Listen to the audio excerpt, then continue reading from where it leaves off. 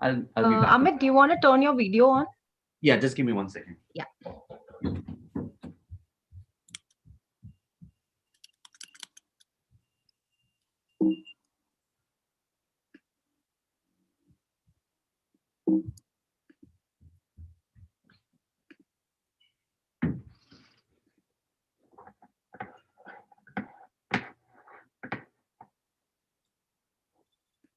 It says I cannot start the video because the host has Oh yeah, stopped it. hold on. I'll have to make you the co-host.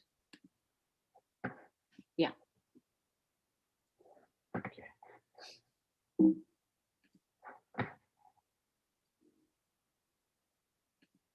Is the lighting any better? Not better?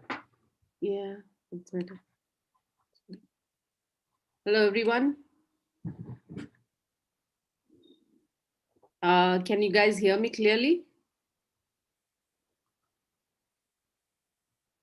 If you can, please put on the chat window. Awesome. Thanks, Ashish. Thanks, Abhi. Thanks, Shanak. Thanks, Amrish. Awesome. So I'll just wait for 10 seconds to get started.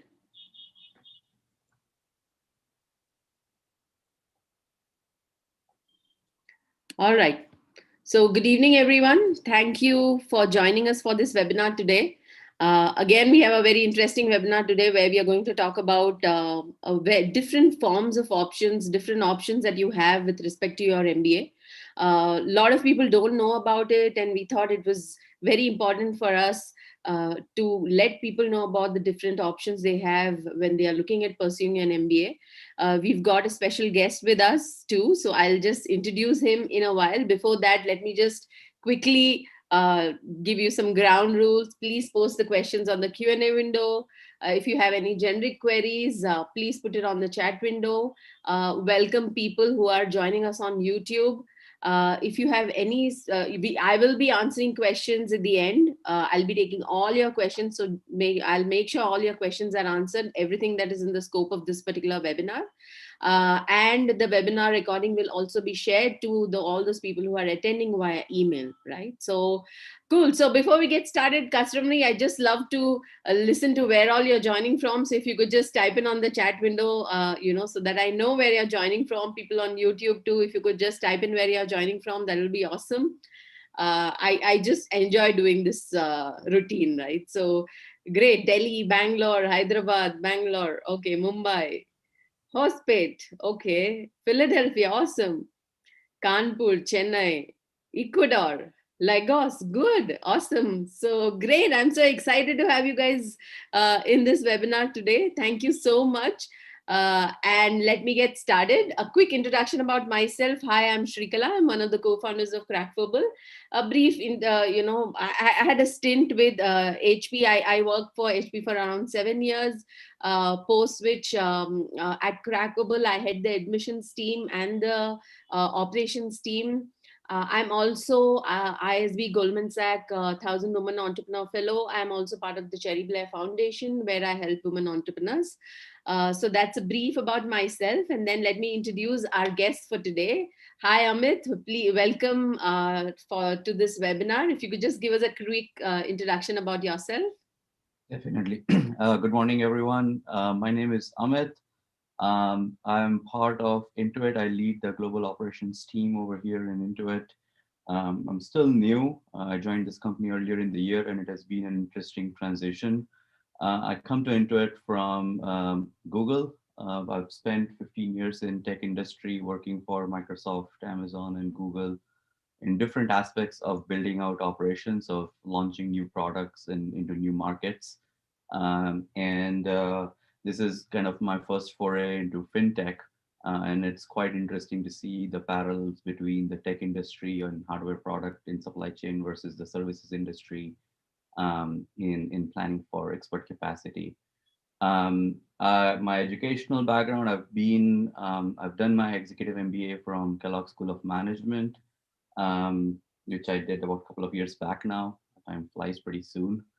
And before that, I did my bachelor's in mechanical engineering and master's in industrial engineering, focusing on RFID-enabled supply chains, and building out operations leveraging technology. So it's been an interesting journey. I've had a lot of interesting experience as I've grown as a leader in this space, and it continues to amaze me on so much more is out there to continue to learn and grow. So as a part of that, I'm extremely happy to be here in Intuit and transform Intuit to be a financial services platform company from a product-based company. So Awesome. Awesome. Thank you, Amit. And it's really interesting. Supply chain is, the buzzword, today. Everybody is just talking about supply chain and it's big. We would really love to listen to a little more about you. So before we get started, you mentioned you've done your bachelor's in mechanical, so, and your master's, in industrial engineering, right? So right. how was, if you could just give me a little bit of more information, where did you do your masters and your Sure. bachelor's, and how did Sure. this whole transition to, US come for you?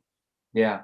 So my schooling was part of Bharatiya Vidya Bhavans in Baroda in the CBSE board. As a part of that, I was able to secure an admission in mechanical engineering in Gujarat in Sardar Patel University. To be frank with you, at that time, information technology was growing. We didn't kind of really know how it was all going to pan out. Chemical engineering was already at the top, and I was never kind of interested in chemical engineering to begin with. Mechanical was getting outdated, but the interesting part that was happening in mechanical was the new form of innovation was coming in because robotics was picking up. Okay. And there was a lot of influence of information technology and computer science in mechanical space to automate the entire machining process. So that was quite interesting. Um, as I went through the mechanical journey, I kind of realized that my interest kind of resided more on the process side than on manufacturing side. And so, as I was getting prepared to kind of take the next event, I had two options. Should I continue to focus on process, or like any 18-year-old dream about going into a top-end MBA college at the time? um, I would say I still didn't have a lot of clarity at the time, and I did pursue an MBA for CAT admissions back then, and um, and to be honest, none of these places that I wanted to kind of get admitted to worked out. So I had to take a step back and kind of really focus hard on where I wanted to spend my time on, and I inclined towards my strength at the time with having focus on the process. And industrial engineering masters was actually not something that was very common back then in India. Very few people had actually heard about it, um, and so to me it was kind of an adventure and experience in something that I was not.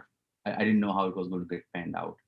Okay. But I studied and researched a lot more of how the industrial engineering or process improvements were being built in electronics manufacturing industry, Mm-hmm. and that opened up kind of new doors for me. So I was very much getting interested in the overall concept of how operations and process improvement and quality can drive profitability. So to Mm-hmm. me, industrial engineering became a path to kind of go from hardcore engineering to an engineering management stream. And so that was a great experience. As a part of my master's program, I actually got a chance to work on a very interesting project at the time in 2005, as US was in Iraq war. And I got interesting opportunity kind of to contribute on how RFID enabled um, I would say products can bring in visibility into the supply chain, which was a hard problem at the time because goods were moving and there was no way to reconcile and know it in real time on where the goods were. Um, as I completed that, um, my first job was, I would say, in the manufacturing space, and that kind of kept on reinforcing the need for a better process governance models. And then and then kind of that, just transformed in the need as I grew as a leader in the different experiences. I kind of started thinking back and again, asking really a hard question on, should I go back to school, or should I continue with my professional journey? Because the success was also happening on the professional side. And I decided to go back to school because there were a couple of new nuances that were coming up. And to me, it was about continuing my learning journey and using that learning journey to open up new opportunities.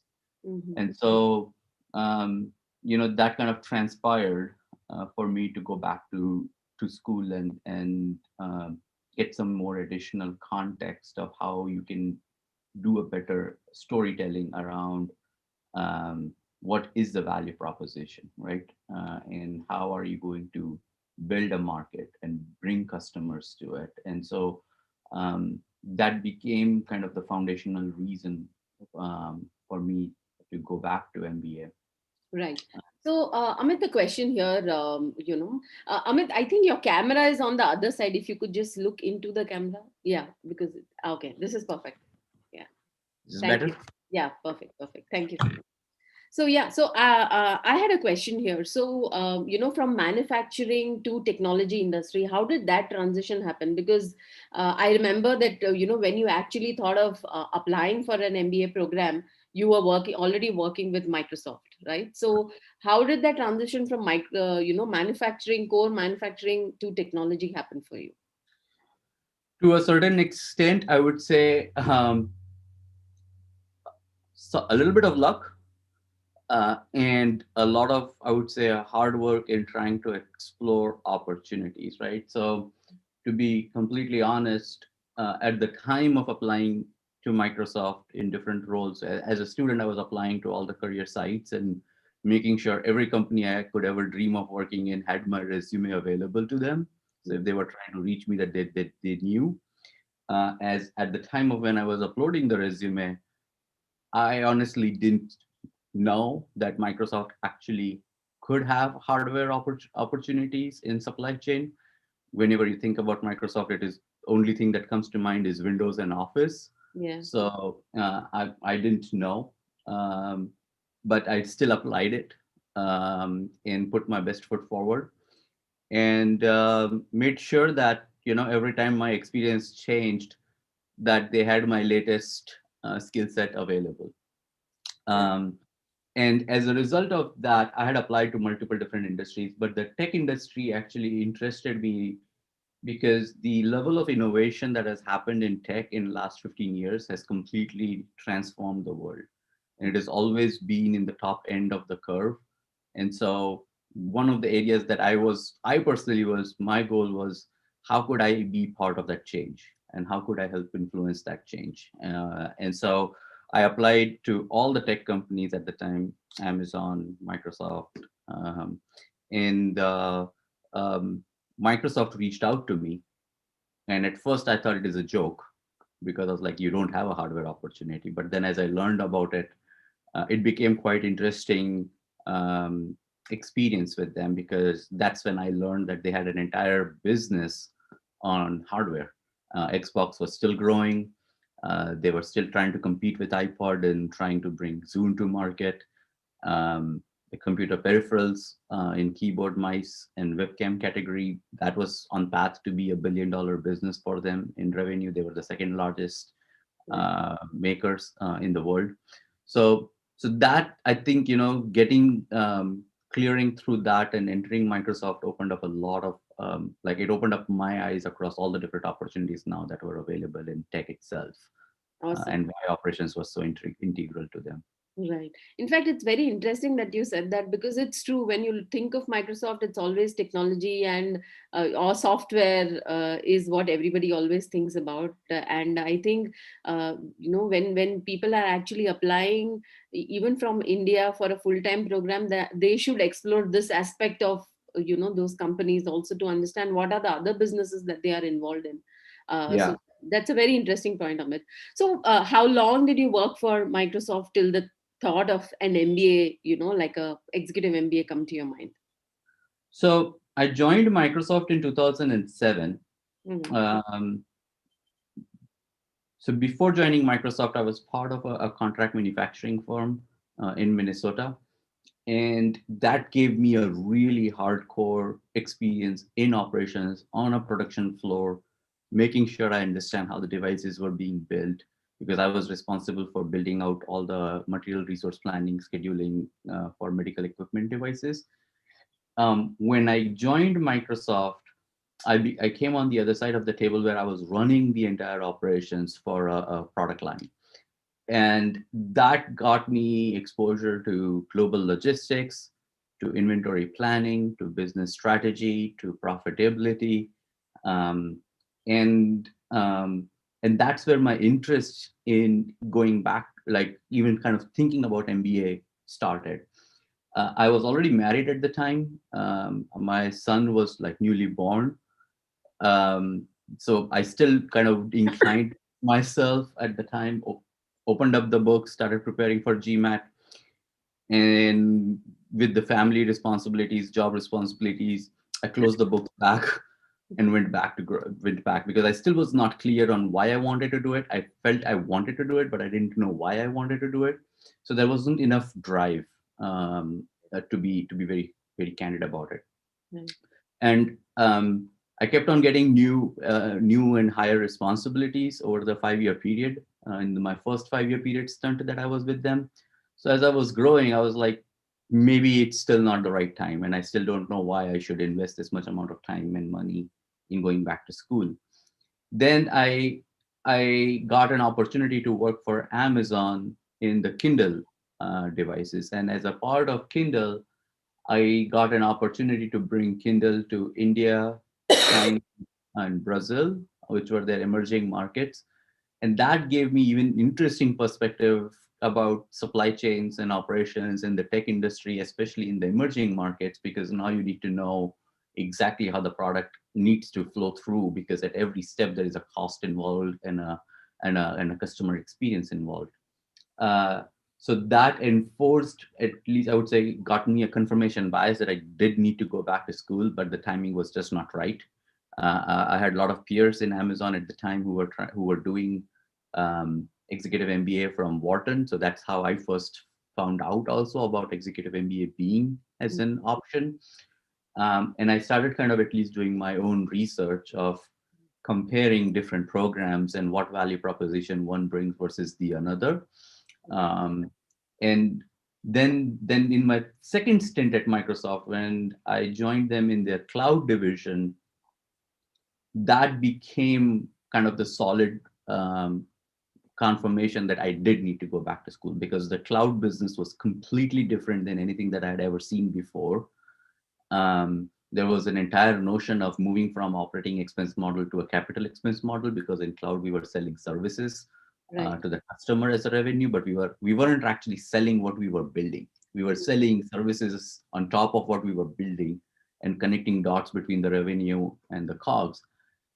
And at that time, I was like, okay, if I don't understand the entire mechanics of how finances work and integral to the business strategy of what product we are trying to go launch for what customer, I may end up capping myself from a career growth standpoint. So I went back, brushed up kind of all the options that I had on the table, evaluated each one of them, and I loved the concept of executive MBA.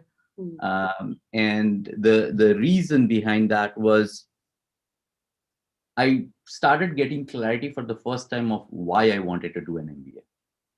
And it was not about just, hey, I need to go open the books and learn the concepts, but it was also about, as I got multiple different job responsibilities between the jobs I moved with Microsoft and Amazon, I learned that you learn a lot more from your peers, right? Right. You learn a little less from your professors, and you learn a lot less from your books. You Right. learn a lot more from your peers in your real life experiences that they have gone through. Right. And that's when I started comparing on what is the difference between a full-time MBA, a part-time MBA, and an executive MBA. Right. And the reason I particularly chose, because I could have gone to full-time MBA too.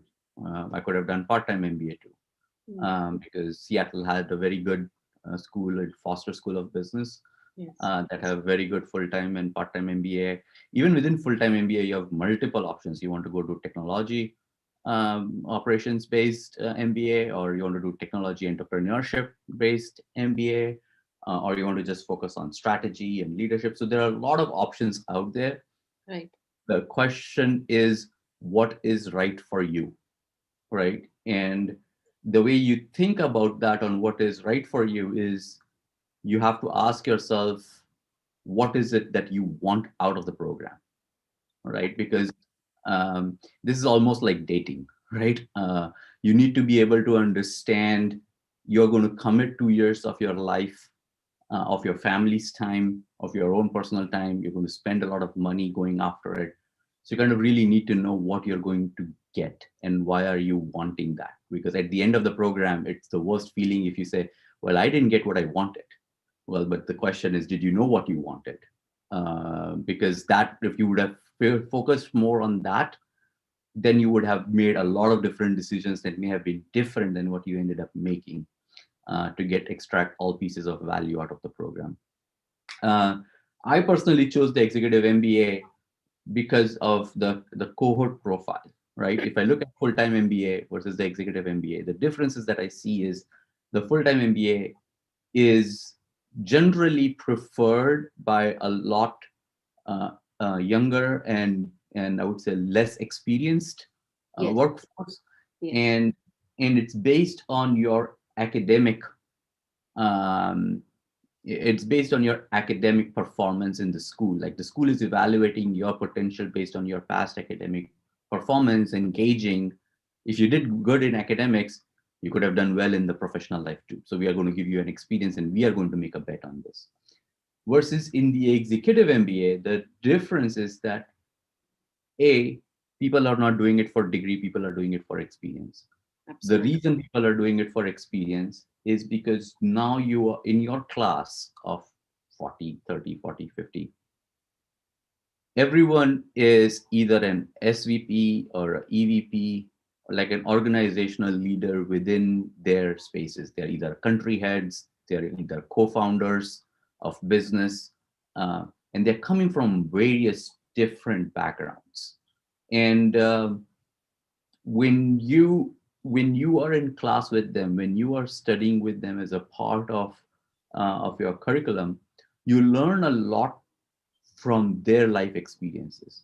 Because in certain ways, when you have been in industry for 14 years, some, not some, I would say general concepts of MBA, you know by virtue of doing the work. You just don't have formalized in the framework that they would provide you with, but you kind of know, if supply is short, then the prices are going to increase because there is a shortage in the market. But now you don't know exactly why.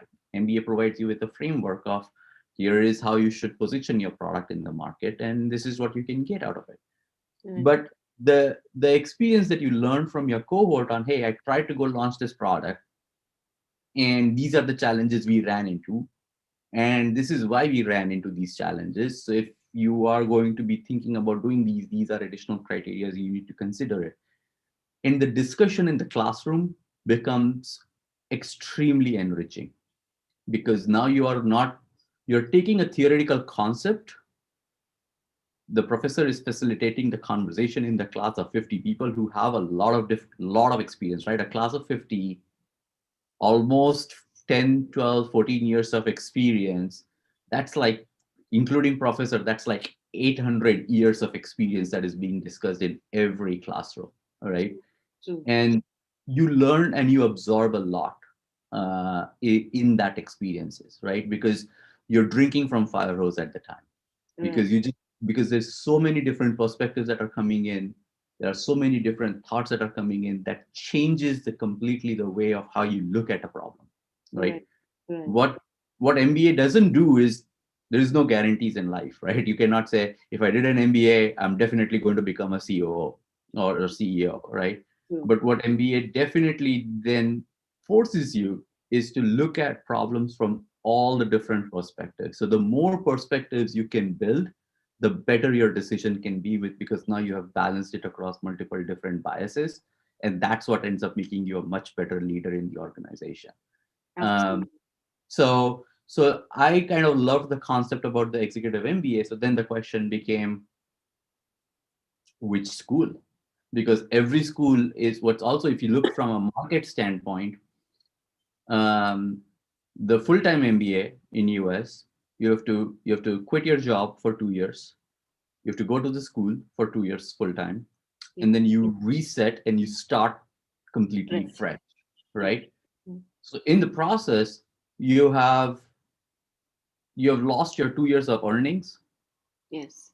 and you have incurred at least a 500K in debt Correct. for 2 years that you are in the school. So when you start your career again, you are already starting with minus 500K.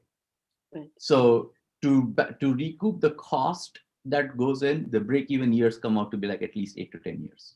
Right. Uh, and that where I was in my life at the time, I was like, I was not ready for that type of cost to be incurred. Right. Um, so then I looked at the options, and I started finding that the enrollments in full-time MBA, the growth in the enrollment in full-time MBA was flattening year over year across US in multiple schools, but the enrollment in executive MBA was growing in double digits. So Right. all the top schools were working towards putting this out as an option as well. Now Wharton has two campuses in US. Mm. Kellogg has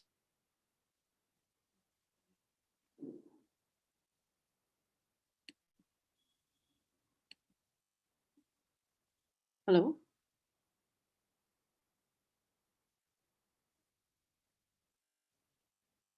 looking for, because every school was offering. Can you hear me? Yeah, I think it got stuck for a minute. Carry on. My internet was unstable. Okay. So as I was looking for the schools, the first thing I did was I listed down on what did I want from the experience. Right, I had already been in the tech industry for 10 plus years. I already knew people from different backgrounds in the tech industry. So I didn't want really just to be in tech, right? Operations is one thing, one area that is applicable in all the different industry verticals. So I Right. wanted diversity of experiences, and I wanted to make sure that my network was well diversified across all the different industry verticals and industry experiences available. So as I started kind of looking for the school, I made a list of criterias of Mm. what I wanted out of the school. Right. It had to be a school in top five. It had to be school that has great international exposure. It had to be school that valued um, of building individuals as the leader, and not make like yeah, a specialized niched um, um, individuals. So I went to each of these schools. I went and sat in one of the class demos that they provide. All schools provide an experience of come sit in a class, see what it looks like, see if it's for you, listen to the conversations that's happening in the class. Um, and I went and sat in a couple of schools classes. It gave me a very good perspective of where people were coming from, what type of experience I could expect if I joined in a class, and that gave me more clarity around which school I needed to go pick for.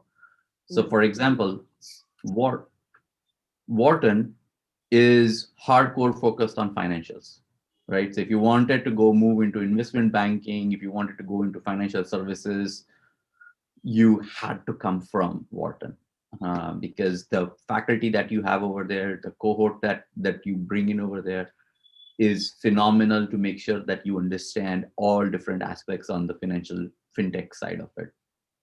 Um, on the other hand, I looked at MIT, Sloan as other option, and Sloan was all about Right. operations. It was all about operations and supply chain. And Right. so to me, it was about, I already have operations background. I already understand operations. I didn't want to spend another 2 years in school to formalizing and learning what I kind of already have learned on the job. Um, and so the reason MBA interested me in Kellogg, it was about uh, new product launches. It was about how do you identify the markets?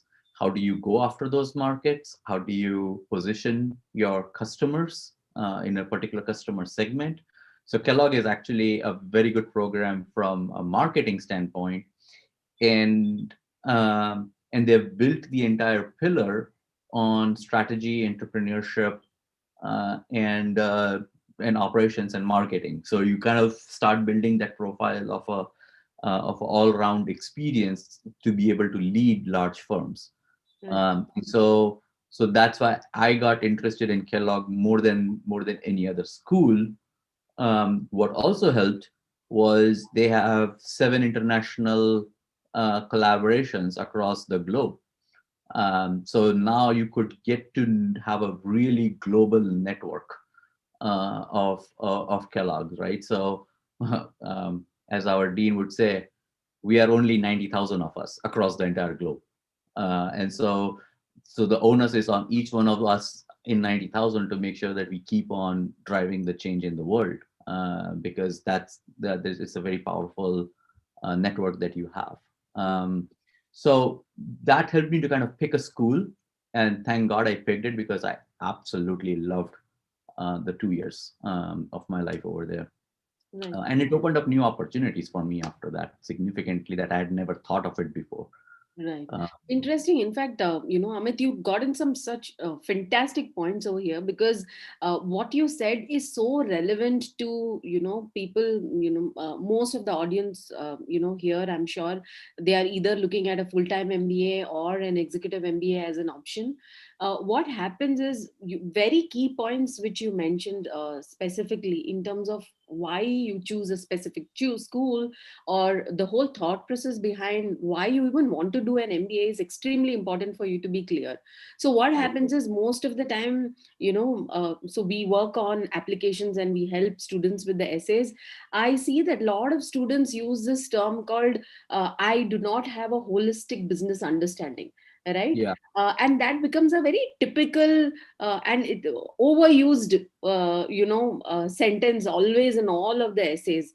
And we right, always tell them that get to a little bit more depth when you're talking about it, and like you mentioned, right, that so many things but there is no framework around it. When you are looking at products and when you are thinking of a problem when you are on the job, you just know instinctively that this is what I'm supposed to do next, but you don't know the science behind it, right? And right, it was brilliant what you mentioned, that the course or the MBA actually gave you that opportunity to think through that how these things actually help.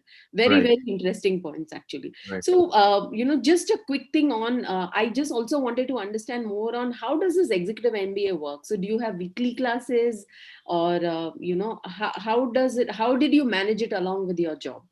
Yeah. So every school has a different schedule. Okay. And so you have to kind of look at what schools offer. Um, Even in Kellogg, for example, they had two campuses, one based out of Florida in Miami and another at the headquarters in Chicago. The Chicago campus used to meet bi-weekly Friday, Saturday, Sundays. Mm. Miami used to meet from Thursday to Sunday, Okay. every 3 weeks, right? So the logic or the value that they are creating is they are fitting in work in the school that is most flexible for an individual's preference. So, for example, I lived in Seattle, and it was really painful to kind of keep on flying, at least for me, from Seattle to Chicago every other week. Mm. It was a better choice for me to fly only once in 3 weeks, but be there for a little bit longer duration so I can absorb more and I can learn more. Yes. Especially with Kellogg, what was the case is the faculty would fly from Chicago to Miami and stay with us Mm. in Miami. So you are going to get the exact same faculty. You are going to get more time with our cohort because the more you spend time together with your cohort, the more you can build relations and bonds with each one of them that are coming, because you're spending 3 4 days 24 hours together, either in the class or working homework or partying or whatever. And so to me it was about identifying the right schedule that would have worked for me in the school that I was going to also apply for.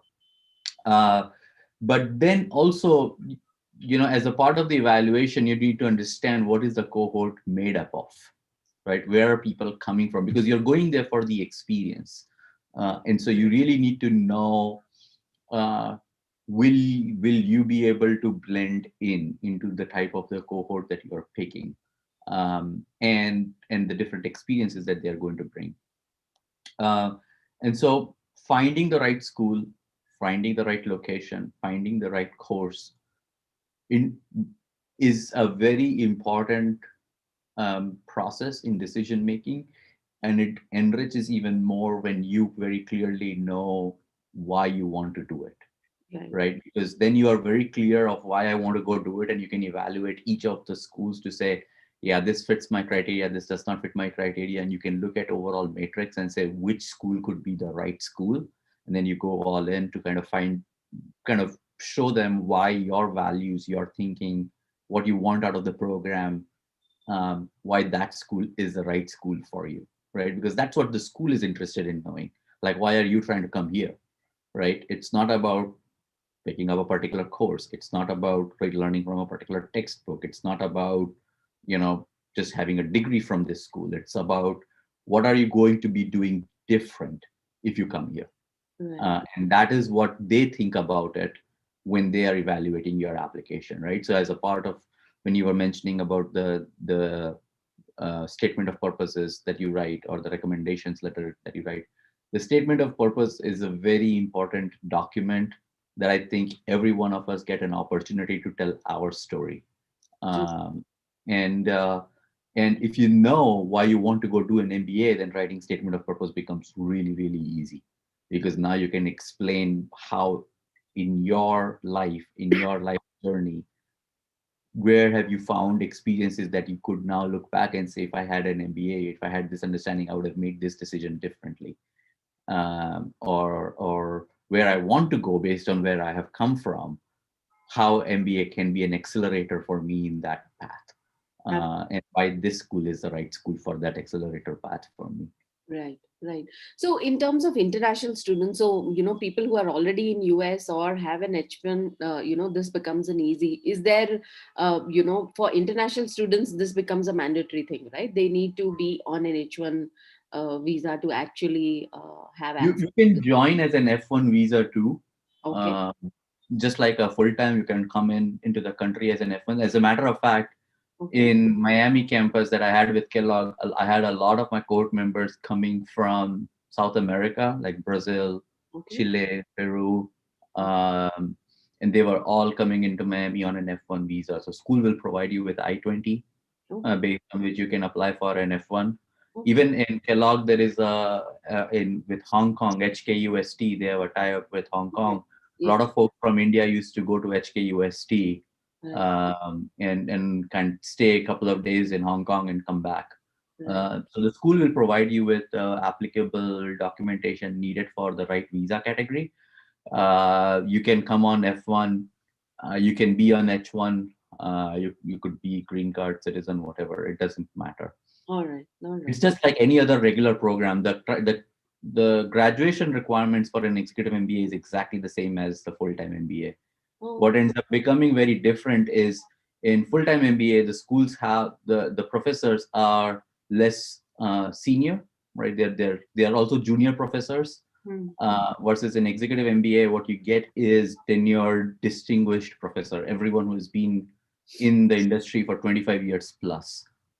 So, like for one of our classes, almost all of our classes, all the professors that we had were either board of directors in some companies, or advisors to a lot of startups, or had kind of written multiple books or had multiple patents in their name. So it's like the experience you get out of that is not even a match to what you can get in full time.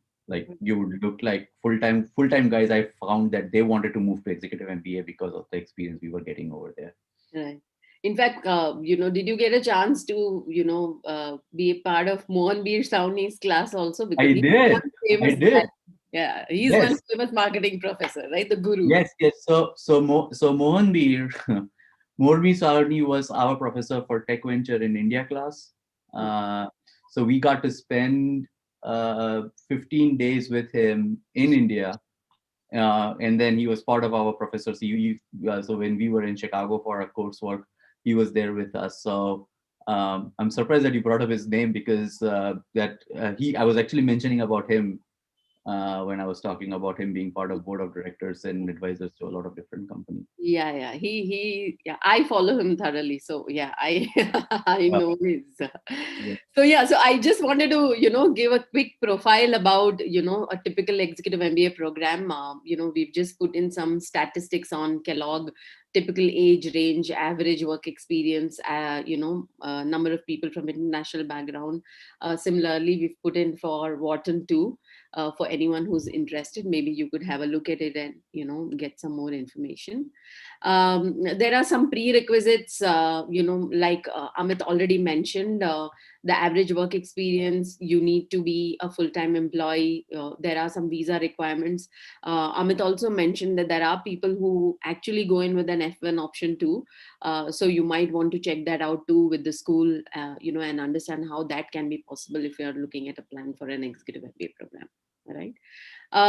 How did you go about with your, GMAT preparation and your application preparation?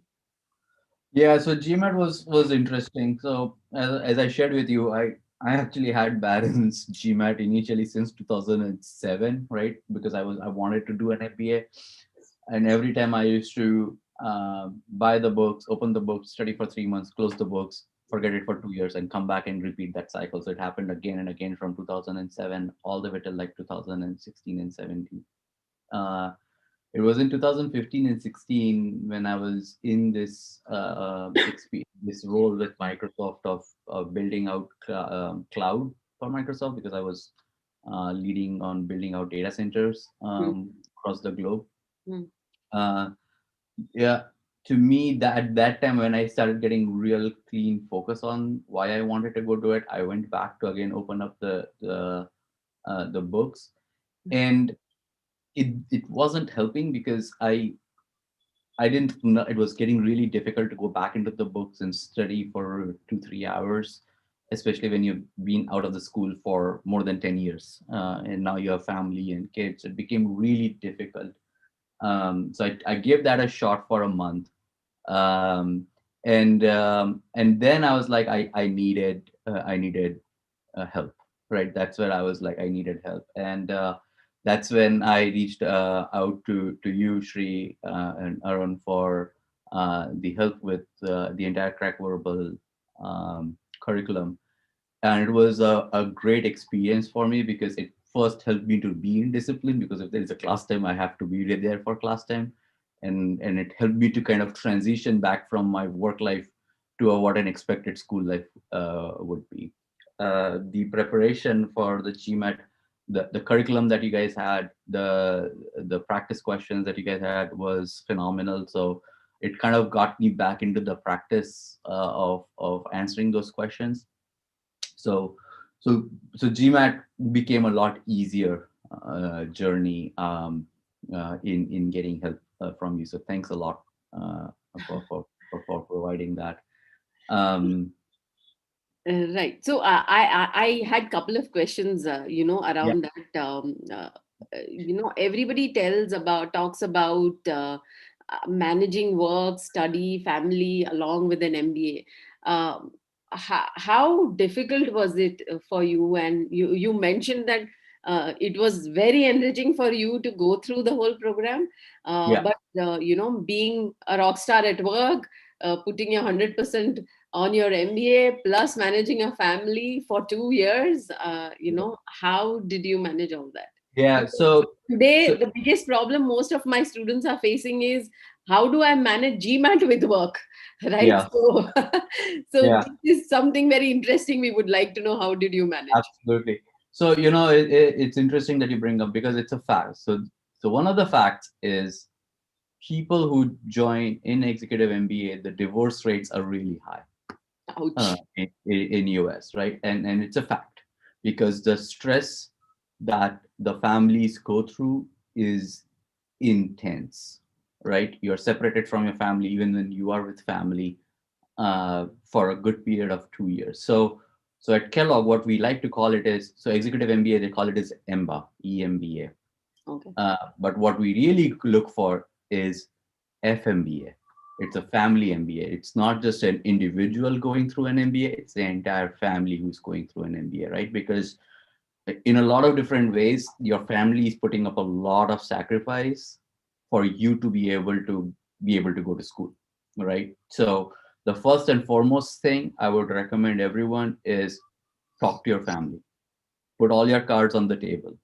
Make sure that they are signed up for the same level of stress that you are going to go through, and have their support, right? Once that decision is made, once those cards are open, then the journey starts becoming a lot easier, because then there is always a level of understanding between you and your spouse of, it is going to be like this, but it is not going to be like this forever. There is an end date to this, and after that you're getting life back, right? um, talk to your peers at work. Talk to your manager, right? Because for executive MBA, you do need sponsorship from your employer, that they will allow you to get yourselves excused from the work Mm. for certain hours of the week or certain hours of the month. Set realistic expectations from yourself, right? What you can't do is expect that I'll get promoted at work in 2 years also, while I'm also doing an MBA, and then I'm also going to spend all my time with the kids. You have to really prioritize every day. What are the top two things or three things you're going to go do, right? As one of my professors, Harry Kramer, in Kellogg would say, everyone gets 168 hours, right? 24 hours a day, 7 days a week. You all get 168 hours. What you do out of that 168 hours is totally up to you, Yeah. right? And how you strike those balance of how much time you spend with the family, how much time you spend at work in leading certain initiatives, and how much time you need to kind of spend towards the school. You have to balance those three on an everyday basis for a 2 year period, right?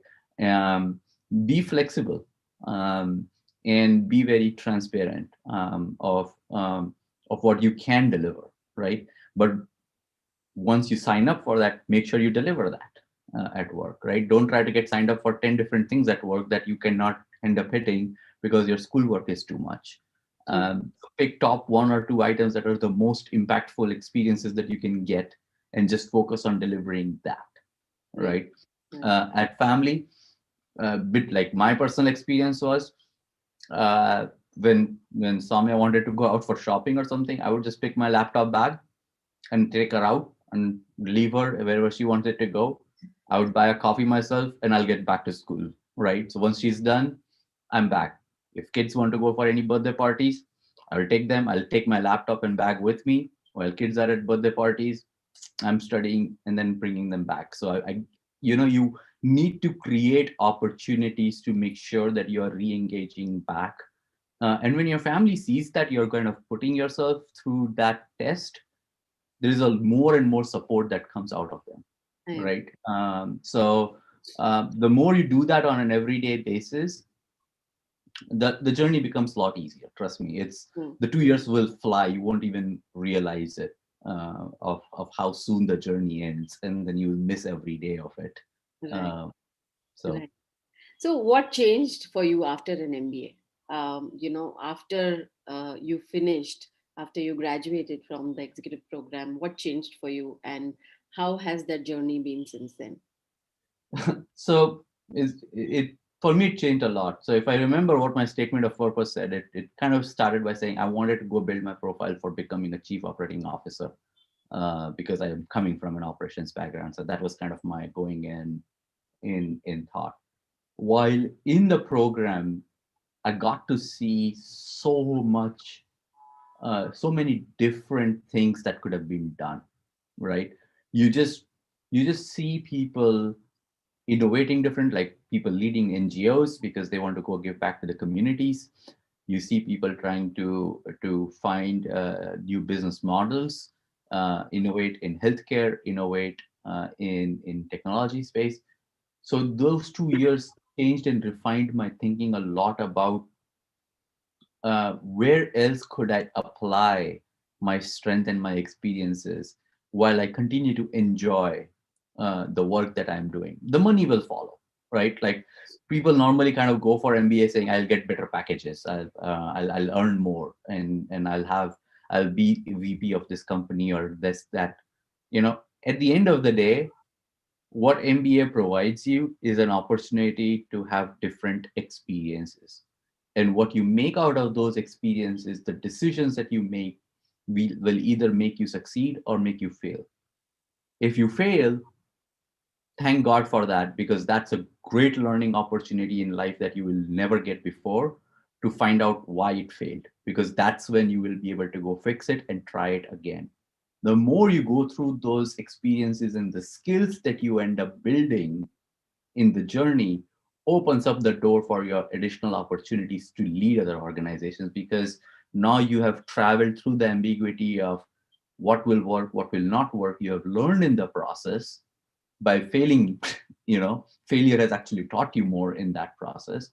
And that opens up the door for leading larger organizations. So for me, it was a complete life changing experience for me to kind of go back and say, where else could I create more impact, direct impact, in any company's direct line of vision that they had? Where could I help them transition and transform to new different business models? Because that will open up leadership opportunities. That will open up for you to also learn in the process of what will work, what will not work, right? Doesn't mean that if you're at leading an organization, your learning stops. It just continues to grow in different forms. And your every new experience that you sign up for would be a build-up from your prior experience, either coming from academic background or from your network or from your direct life experience, that will keep on making you a better leader in going through that journey. So to me, I would say it was life-changing. And I had never dreamt of coming into a fintech space. To be honest with you, like I told you before, I didn't even know right that like this type of opportunity could exist. But now when I'm part of a fintech company, it's like I can contribute so much more based on what I know, what I've learned in the school, from my peers, from my past life, that I can help this company transition and help them get to a better leading space. That opens up for more doors for me to get more leadership roles in the industry and in the company as well. Right. Uh, How much the has money always follows, right? Don't go after money. People go after the money most of the time, so people go after the titles or the roles. Those are all the wrong reasons of why you want to go for an MBA. true, true. How much has network helped? Your network as part of the cohort after an MBA. How much has that helped for you? A ton, a ton, right? So a lot of MBA's value comes from the cohort, right? That's why the cohort is so important, and that's why if you're doing it from a top three, top five school, everyone coming out of that, there is a sense of belongingness, right? So what the network does, it opens up a door for you, right? You are able to co-connect with someone in some other company because now there is something that you share with that person, even when you don't know that person. And so it opens up doors for new opportunities.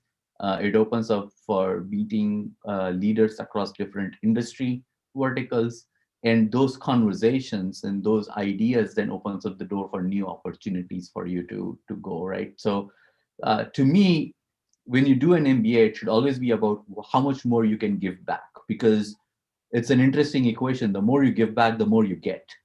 Right. right? So if you want something, be ready to give, keep on giving back to the community, right? So every cohort member who's trying to contact you for help, try to help them out, try to connect them with different places in the industry. It builds a very strong community because now uh, in my class, there was a person whose brother was a senator of Florida, and we had Jed Bush as one of our speaking guests. So we were like three steps to President of United States, President of United States, right? So if we wanted to get a even direct line to POTUS, we had there. If we wanted to get direct line to government of India, we had connections over there, Right. right? So it's like um, when you be real, when you be authentic in a classroom setup of 50 people, and you have those intimate conversations around experiences and opportunities and where you may be needing help, those doors just automatically open up, right? It's a force. You're Right. not an individual at that time, you're part of a force. So the network amplifies your impact of what you can give back to the community. Right, right. In fact, awesome. In fact, like you mentioned, I know that Kellogg actually values a lot on the community aspect of it. In fact, as part of their application, also, there is one major question that they ask, that what have you done in the last, Yep, X number of years to actually, contribute to the community, which also shows how much it values that aspect of, you, right? exactly. So, yeah.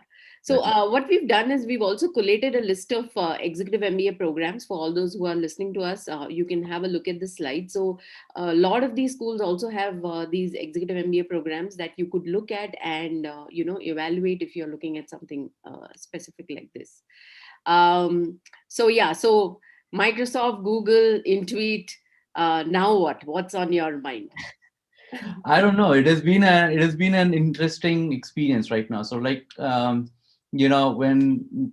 into it right now is a great experience for me because this company has been here for quite some time now. And the by the way, I after I joined, I found that our CEO is also from Kellogg over here. So Oh. now we have a direct like a belongingness of us having kind of more deeper conversations on leadership and change. But I think the world is changing quite rapidly around us, right? If you look at the challenges that the world is having right now, pandemic is forcing us to think about life in very many different ways. True. The stress that the individuals, the businesses have gone through during the last 9 months and probably for next 12 months, uh, it's it's very difficult time for people to continue to remain, um, I would say, solvent, right? And so, you know, one of the key things that I keep on asking myself is, what more can we do to for the betterment of humanity, for the betterment of the life quality that individuals get? And there's just so much of opportunity where technology is still scratching the tip of the iceberg, right? When I look at what we are doing at Intuit right now, it's just the tip of the iceberg. And how are we leveraging artificial intelligence and machine learning to help even the small business owners make smartest business decisions in terms of saving every dollar where it's possible, making every dollar where they can make, and kind of really help them be prosperous, right? That is the company's motto. And I truly believe that, coming from my own individual background, I would like to go save every possible dollar and earn every possible dollar that's out there while we are continuously doing good and giving back to the communities in the process. So uh, there's a lot to learn right now for me and Intuit. So I'm going to continue on my journey over here, see what additional opportunities it opens up for me. A lot of my teammates right now are from Kellogg, which just happened to be the case. The experiences that I get from them is phenomenal as well. So we'll see. I'm still new and still learning. So, but it's been an interesting ride, right? Every different company that I've been part of and have have enabled the change in those places has taught me a lot of different things of how to apply that in a new setup. And so that keeps me engaged and interesting. So as opportunities present itself up, we'll evaluate. Amazing, amazing. So yeah, so with that, I just wanted to let the people who are listening to us also know that if you're looking at applying to any of the schools for round two, round three, or 2021 intake or 2022 intake, please reach out to us if you want us to help you evaluate your profile. You could fill up the profile evaluation link. My colleague has just put the link on the chat window. We can help you evaluate your profile and help you with the kind of schools you would want to apply to. So you just please let us know what kind of schools you're looking at, or even if you want us to help you choose the kind of schools you should be applying to, we can help you do that also, right? So with that, let me just take up a few questions that I have on the chat window. I'll just pick up the things which are slightly more relevant to 1 second. Okay. um, Okay, so there's a question. Did you get any sponsorship for the program? So the sponsorship comes in very different types, right? So the fact that your employer will allow you um, to go back to school for X number of hours in a week or in a month is a critical part of the sponsorship from a technical standpoint. A lot of employers provide you with funds as well to go through the program. I personally did not choose that as an option. I didn't even explore that as an option because that comes always with golden handcuffs that after you complete the program, you have to spend X amount of time with the employer. Right. So if you are going through an experience that you are going to try to change your trajectory of where you're trying to be, right? Your best position to go do that after the end of the program. That's why those companies put in the condition also of you have to be with the company after you complete the program and not leave. So to me, those getting monetary sponsorship, uh, my personal choice is don't go for that. Go for a time sponsorship because then you can, once you complete the program, you can really go after the experiences you want for, and True. the money will follow, True. right? The money will follow. Don't go after the money from the employer Right. from that standpoint. But there are a lot of now financial options available as well. The schools offer a lot of financial options. In so in US there is a lot of student loan options available as well. The interest rates are really low now.